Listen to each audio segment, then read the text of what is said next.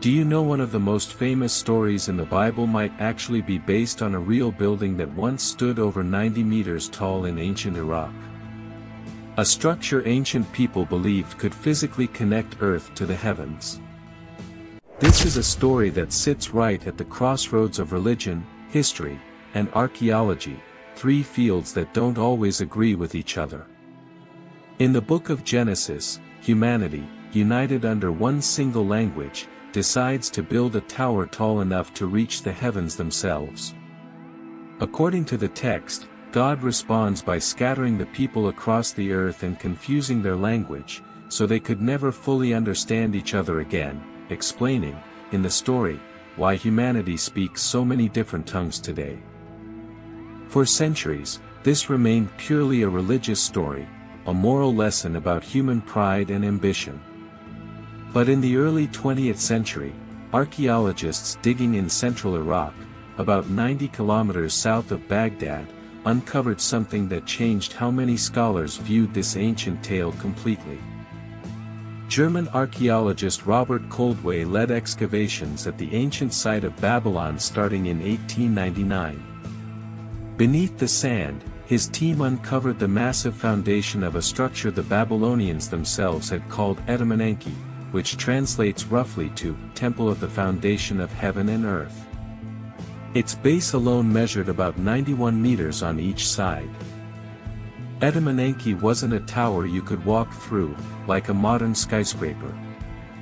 It was a ziggurat, a massive, solid, stepped brick platform, built in ascending levels, with a small temple sitting at the very top.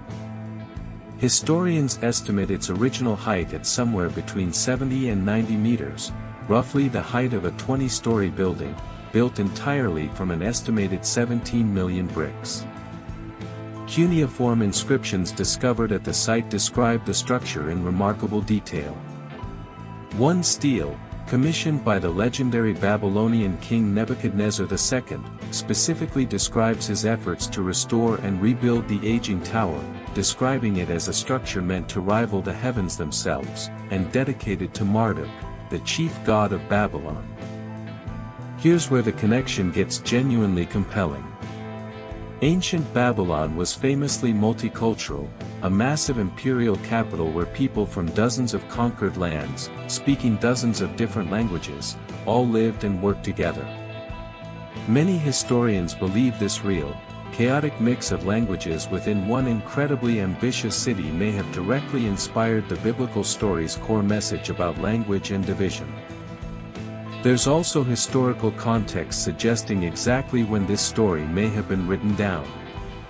Scholars widely believe the version of Genesis we have today was compiled, or at least heavily edited, during the Babylonian exile, a period in the 6th century BCE when Jewish elites were forcibly relocated to live inside Babylon itself, likely walking past the towering Etemenanki on a regular basis.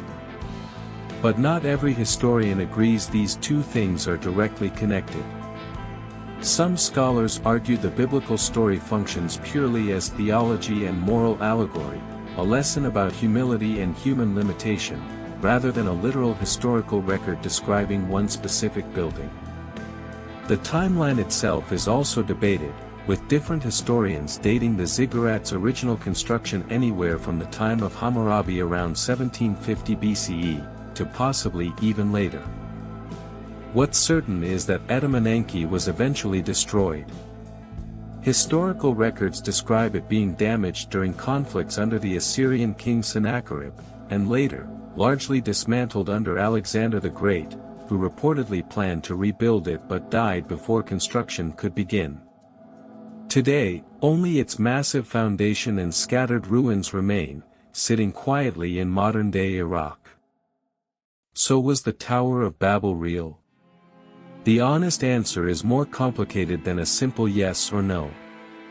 A massive, genuinely awe-inspiring structure absolutely existed, and it very likely shaped the story we know today. But whether Genesis is describing real historical events, or using a real building as symbolic inspiration for a much deeper spiritual lesson, is a question historians, theologians, and archaeologists are still debating, more than 2,000 years later.